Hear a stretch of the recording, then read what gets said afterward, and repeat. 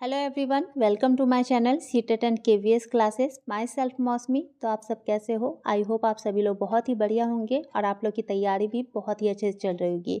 तो चलिए आज हम लोग बात करते हैं बिहार शिक्षक भर्ती फेज 2 की ई एडमिट कार्ड से रिलेटेड, क्योंकि बहुत सारी प्रॉब्लम जो है इसमें आ रही है।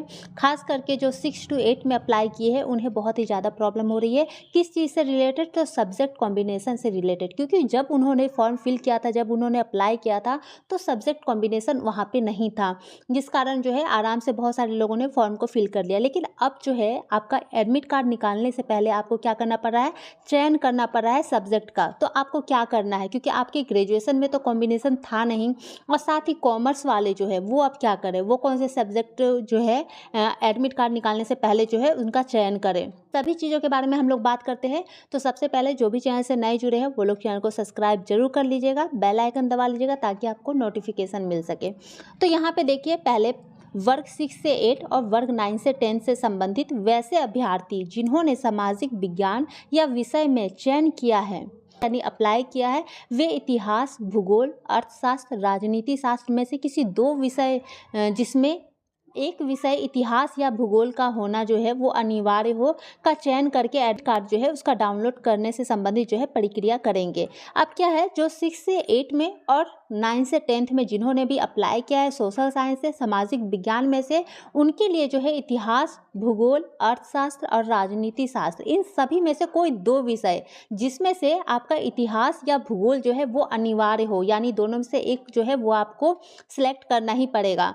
उसके सिलेक्ट करने के बाद जो है आप अपने एडमिट कार्ड को जो है वो डाउनलोड कर सकते हैं। तो अब इसमें प्रॉब्लम क्या आ रही है कि 6 to 8 में जो है वो सब्जेक्ट कॉम्बिनेशन तो था नहीं, इसलिए आप बहुत सारे बच्चों ने अप्लाई कर लिया इसमें।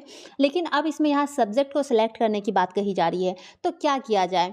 तो सबसे पहले आप लोग उस चीज़ को ध्यान रखिए, जब आपने फॉर्म को फिल किया था उस समय आपका जो नोटिफिकेशन था उसमें ये कहा गया था कि आपके पास इतिहास, भूगोल, साथ ही अर्थशास्त्र, पॉलिटिकल साइंस, गृह विज्ञान और जो कॉमर्स है वो सभी विषय वाले जो अभ्यर्थी है वो लोग 6 to 8 में अप्लाई कर सकते हैं, यानी वहाँ पे कोई भी कॉम्बिनेशन नहीं था। और इसमें क्या कहा गया है कि जिन्होंने सामाजिक विज्ञान जो है विषय का चयन किया है वो इतिहास, भूगोल, अर्थशास्त्र और राजनीति शास्त्र में से कोई दो विषय जो है वो उनको चयन करना पड़ेगा, जिसमें से इतिहास और भूगोल जो है वो अनिवार्य होना चाहिए।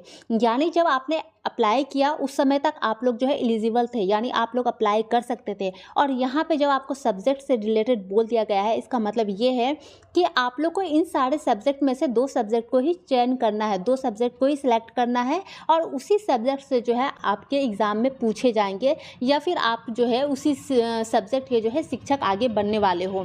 तो इसलिए आपको जो है यहाँ पे सब्जेक्ट के बारे में दिया गया है कि इन चार में से कोई दो सब्जेक्ट जो है वो आपके पास होना चाहिए। आप इन चारों में से कोई भी दो सब्जेक्ट जो है वो सिलेक्ट कर सकते हैं, जिसमें से इतिहास और भूगोल जो है दोनों में से एक जरूर होना चाहिए।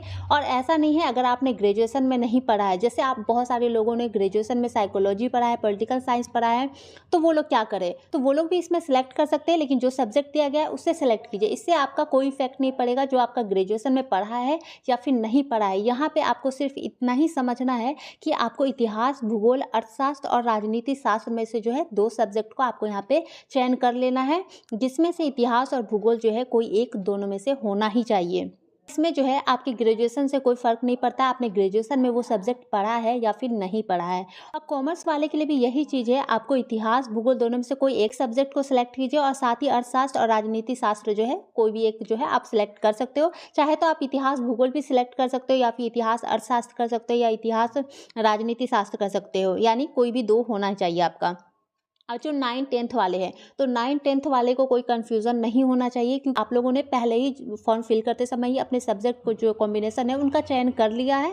तो वैसे ही आपको यहाँ पे भी करना है, दो सब्जेक्ट जो आपने पहले चयन किया हुआ है उसी सब्जेक्ट को जो है आपको चयन कर लेना है, चाहे आपने इतिहास किया हो, अर्थशास्त्र किया हो, या फिर इतिहास और राजनीति शास्त्र किया हो, या फिर भूगोल अर्थशास्त्र किया हो, या फिर भूगोल और राजनीति शास्त्र किया हो, या फिर आपने इतिहास और भूगोल किया हो। जो भी आपने किया है 9-10th में फॉर्म फिल करते समय अप्लाई, उसी चीज़ को जो है आपको इसमें सेलेक्ट कर लेना है।